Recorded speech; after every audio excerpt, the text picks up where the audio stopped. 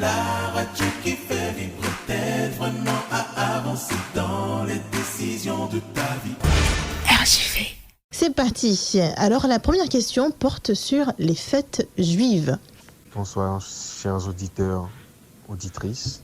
Je suis un jeune de Cognes-la-Mirole. En fait, je trouve qu'il y a une idée qui court en ce moment concernant les fêtes juives. Ma question est la suivante.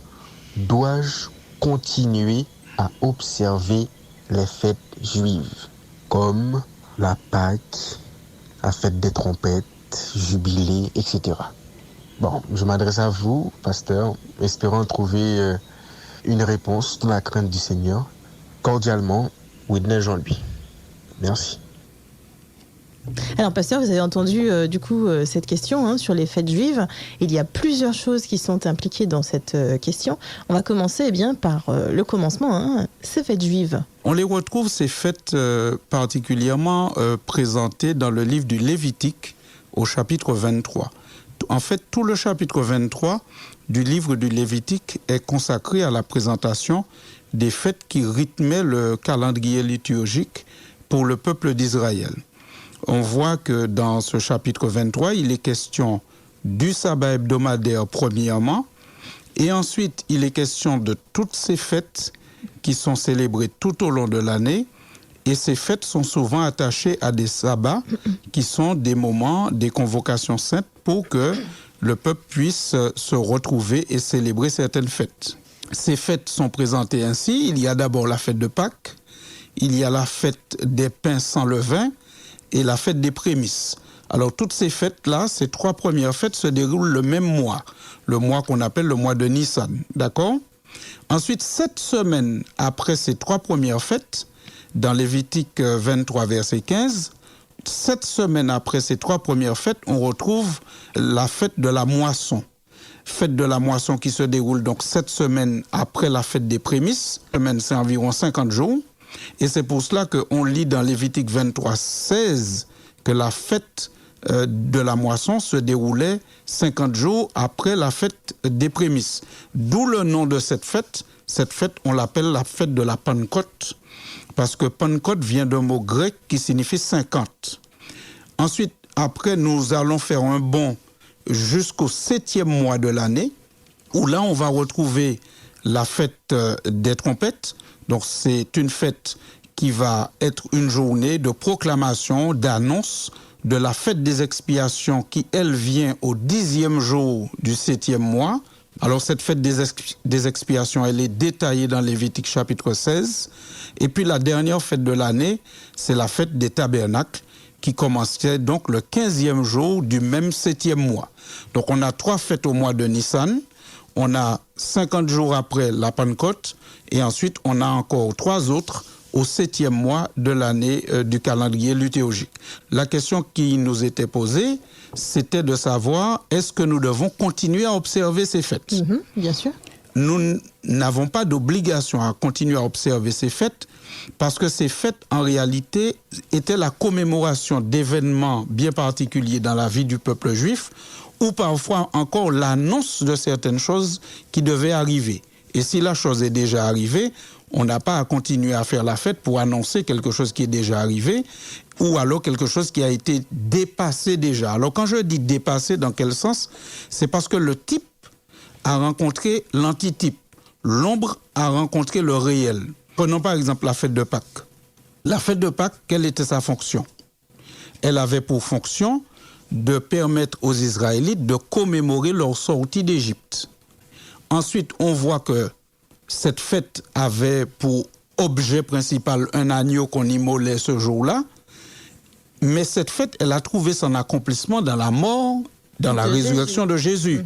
Donc, ce qui signifie que la Pâque, qui était une Pâque localisée, est devenue quelque chose, une libération universelle quand Jésus-Christ est mort et qu'il a pourvu par son sacrifice à la libération de tous les hommes. Donc, on voit que cette fête, elle a été pleinement accomplie en Jésus-Christ et Jésus, après, il donne un autre moyen pour commémorer sa mort et sa résurrection, qui est la communion. qu'on appelle aussi Sainte Seine parfois. Aujourd'hui, est-ce que le chrétien a l'obligation de célébrer la fête de Pâques? Non, parce que la fête, elle est commémoration d'une libération du peuple d'Israël en Égypte. Ensuite, elle annonçait la venue du véritable agneau de Dieu qui ôte le péché. C'est fait, Jésus est venu. Et en plus, Jésus nous a dit, voici comment vous devez commémorer ma mort et ma résurrection et annoncer mon retour. C'est lorsque vous communiez, lorsque vous faites la communion, la Sainte Seine, lorsqu'on partage le pain et le vin. Jésus dit bien dans les Écritures, vous faites cela en mémoire de moi. Et il dit aussi aux apôtres, c'est la dernière fois que je mange avec vous, parce que la prochaine fois que j'en prendrai avec vous, ce sera dans le royaume de mon Père. Oui, au ciel donc. Au ciel. Donc, quand nous faisons la communion, nous commémorons la mort de Jésus et nous annonçons son retour. Ce qui est important aujourd'hui pour les chrétiens, ce n'est pas de commémorer la fête de Pâques, mais de bien comprendre la communion et de pratiquer la communion.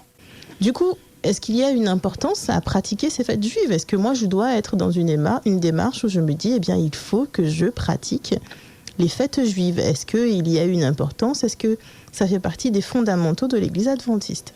Alors non, je le répète encore, nous ne sommes pas dans l'idée qu'il faut continuer à pratiquer ces fêtes.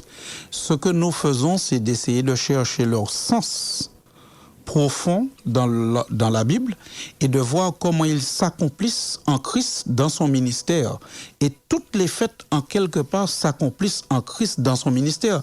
Parce que même la fête des expiations, aujourd'hui, la Bible nous dit que Christ, il est à la droite de Dieu, il intercède pour nous. Dans l'Épître aux Hébreux, il est maintes fois répété qu'il est le souverain sacrificateur, qu'il n'y a pas d'autre à sa place.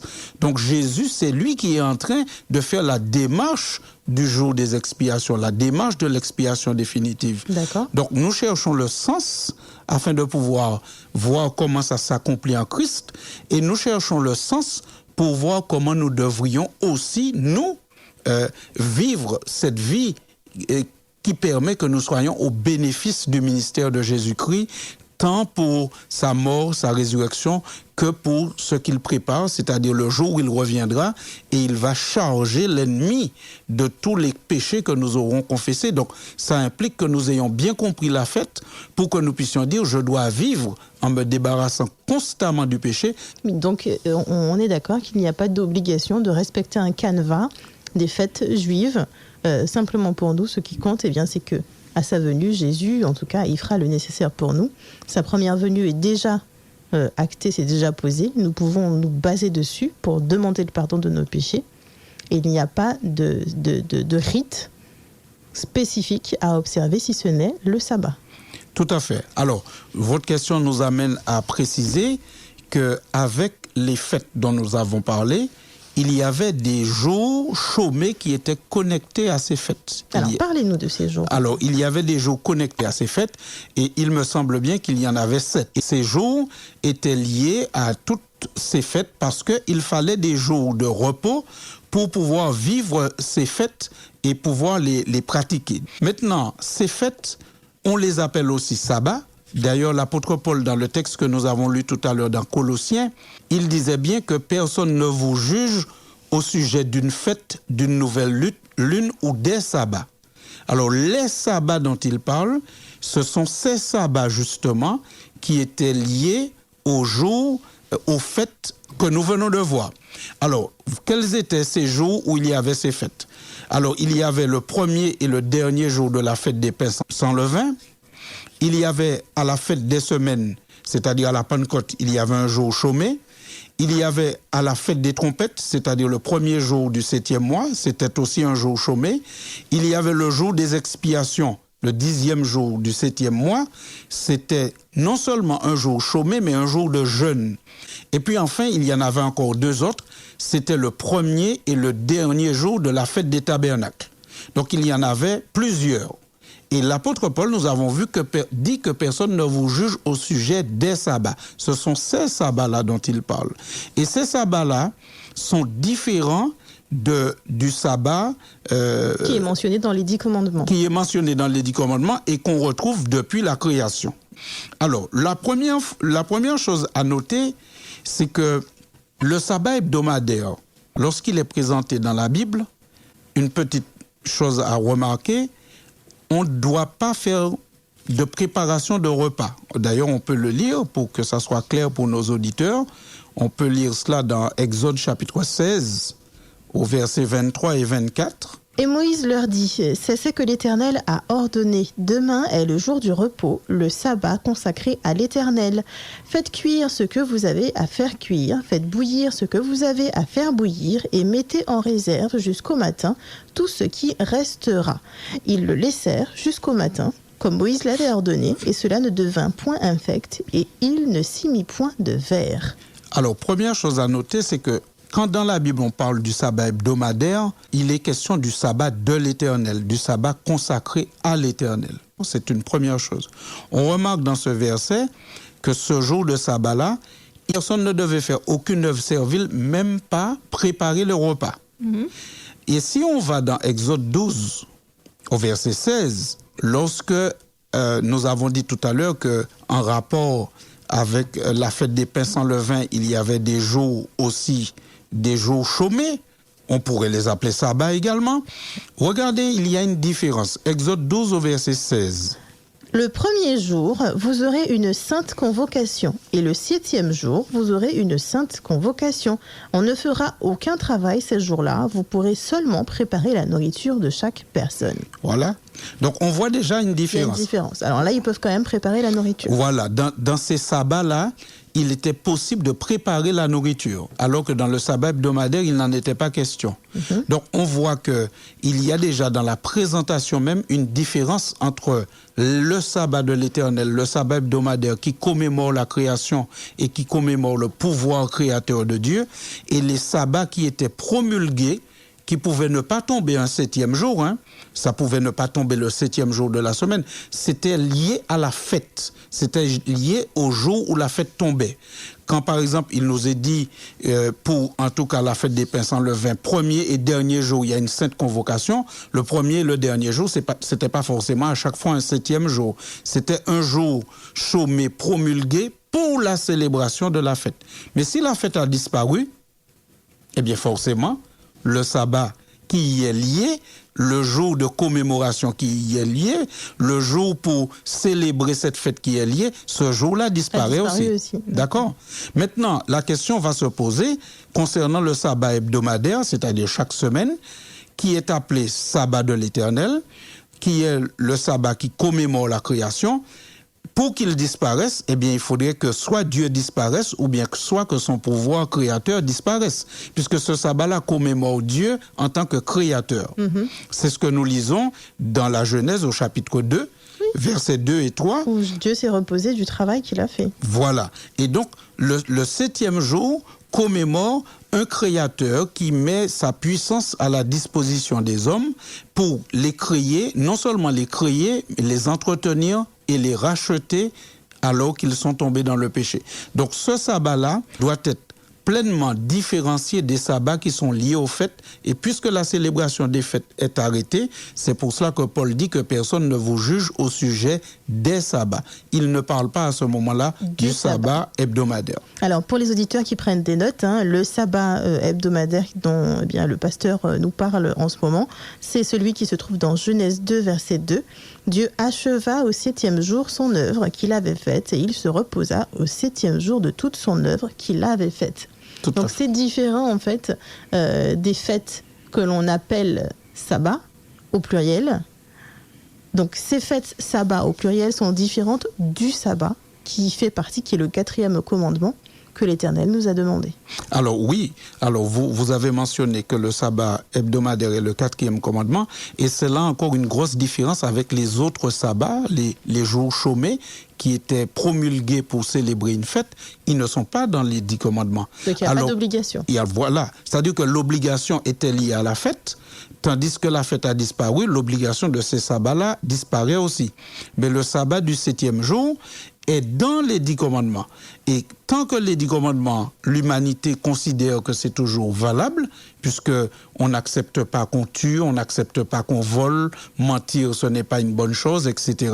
Donc, si tout cela, on estime que c'est toujours bien pour l'humanité, mais ça signifie que le sabbat qui était dans le même paquet, sur les mêmes tables que ces autres commandements est toujours valide et valable. Alors la notion qui se dégage du coup, c'est qu'il y a des sabbats qui ont une notion perpétuelle, hein, qui ne s'arrêtent pas dans le temps, donc qui à aucun moment, sous aucun prétexte, ne s'arrêteront. Et il y a des sabbats qui sont limités en tout cas dans le temps, qui ne sont pas perpétuels dans tous les cas, qui sont en fonction de la conjoncture, en fonction d'une situation.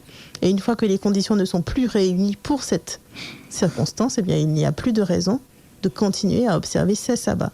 Tout à fait. Et alors, il y a une chose qu'on pourrait rajouter. Pourquoi est-ce que c'est important de considérer le sabbat du 7e jour? Ce n'est pas seulement un jour ou une fête religieuse. Le sabbat, c'est beaucoup plus que cela. Pourquoi? Parce que nous avons vu, et vous l'avez lu tout à l'heure dans Genèse 2, que le sabbat permet de commémorer la création. Dieu a créé toutes choses et il s'est reposé le 7e jour. Le sabbat, ce n'est pas d'abord l'homme, c'est d'abord Dieu.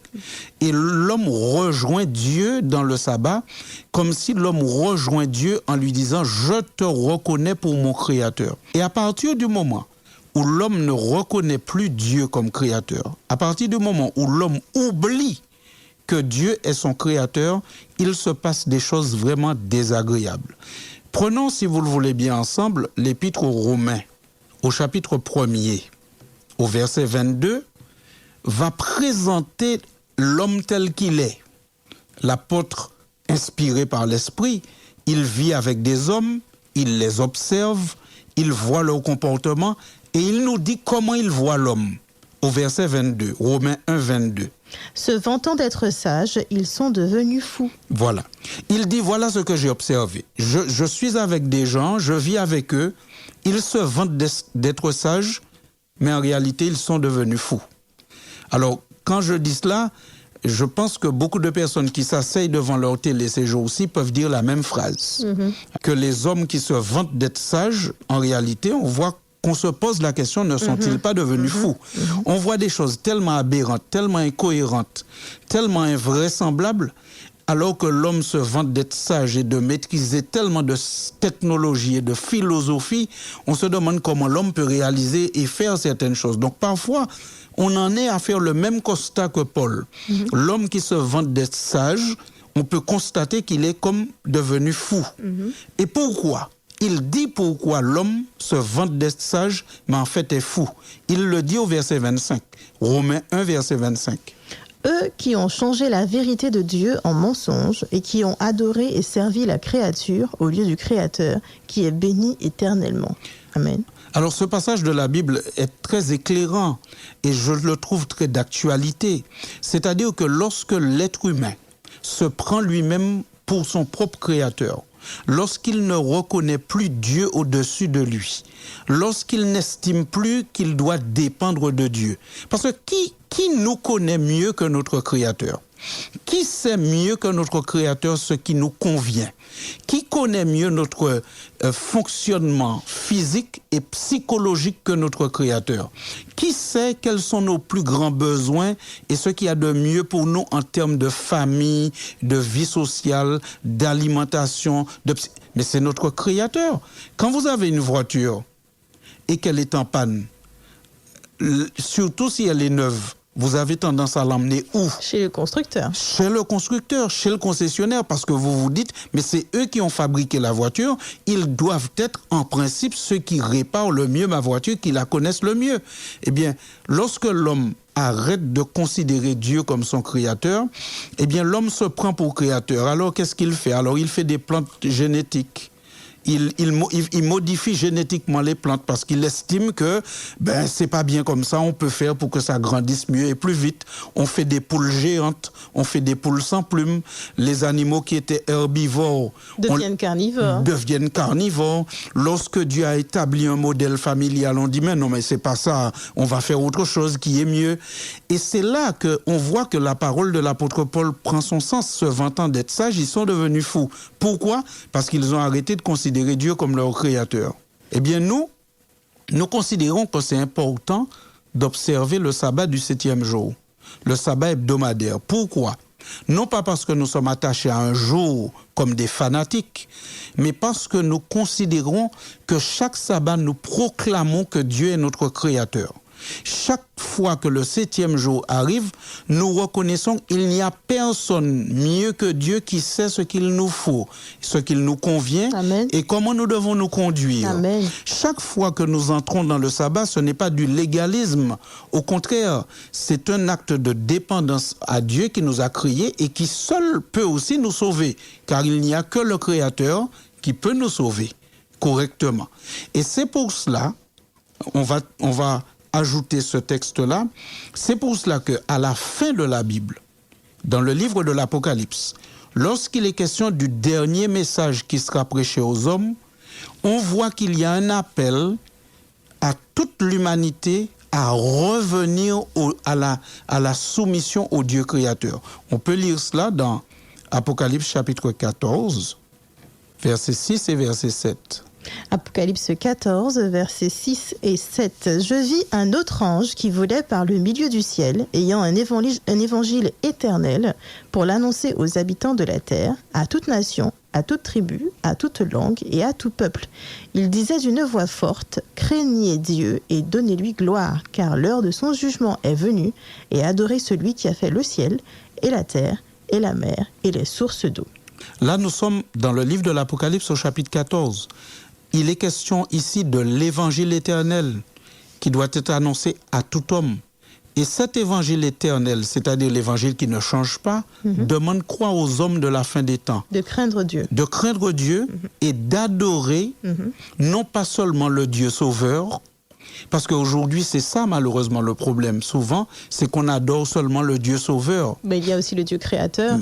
Et voilà. Et s'il est créateur, il est Seigneur. S'il est créateur, il est législateur. S'il est créateur, il sait mieux que quiconque ce qu'il me faut. Et cela nous permet de réaffirmer pourquoi nous pensons qu'il est important de faire bien la différence entre les sabbats qui sont liés aux fêtes juives et le sabbat hebdomadaire qui subsiste et qui doit subsister éternellement. Pourquoi? Parce que ce sabbat a une fonction d'enseignement. Ce sabbat enseigne une notion hyper importante. Nous avons un créateur. Ce créateur peut prendre soin de nous. Il peut nous sauver. Il peut venir mourir à notre place. Il peut faire en sorte que nous soyons bien nourris, mais il peut nous aider. Il nous aide à bien organiser notre vie pour notre bien. Et d'ailleurs, je terminerai, si vous permettez, avec le passage d'Hébreux, chapitre 1er, versets 1 et 2, où la Bible va s'efforcer, encore une fois, de nous montrer que nous avons besoin de garder la notion d'un Dieu créateur. Puisque, regardez comment la Bible présente ici Jésus et tout son ministère de salut, parce que l'Épître aux Hébreux présente tout le ministère du Christ en tant qu'agneau de Dieu, mais en tant que souverain sacrificateur. Et regardez comment est introduit l'Épître aux Hébreux. Quel titre du Christ on introduit pour introduire son ministère de salut? Alors, Hébreux 1, versets 1 et 2, « Après avoir autrefois à plusieurs reprises et de plusieurs manières parlé à nos frères par les prophètes, Dieu, dans ces derniers temps, nous a parlé par le Fils, qu'il a établi héritier de toutes choses, par lequel il a aussi créé le monde. » Voilà. Avant de nous dire plus loin que Christ est le souverain sacrificateur, que nous pouvons nous approcher, la première chose qu'il prend soin de nous dire, c'est que Christ est celui par lequel Dieu a créé le monde. Il n'y a que le Créateur qui peut être le sauveur. Parce que le Créateur, il peut être le sauveur parce que sauver peut nécessiter ressusciter. Et qui seulement peut ressusciter? N'est-ce pas le Créateur? N'est-ce pas celui qui a donné vie au début, qui peut donner vie à la fin? N'est-ce pas celui qui a tiré l'homme de la poussière et qui lui a donné vie, qui, lorsque notre corps deviendra poussière parce que nous serons morts peut-être depuis 4 siècles et que Jésus reviendra, pourra aussi nous redonner vie. Donc, il est important pour un chrétien de toujours célébrer, commémorer et se rappeler qu'il a un créateur. Et c'est la fonction du sabbat. Le sabbat, c'est une de ses fonctions. On pourra un jour reparler des autres fonctions du sabbat hebdomadaire, mais sa fonction principale, c'est de nous rappeler que nous avons un créateur et que ce créateur, c'est lui que nous devons adorer avouer et à lui nous soumettre. Alors, pasteur, je vous remercie. J'espère bien que nous avons pu répondre à la question qui a été posée. Pour ceux qui souhaitent eux aussi nous poser des questions et qui veulent une réponse, le pasteur est là, il peut vous répondre. Le numéro WhatsApp ou SMS pour poser les questions au pasteur, 06 94 23 33 52. RJV, la radio qui fait vibrer, t'aide vraiment à avancer dans les décisions de ta vie. RJV.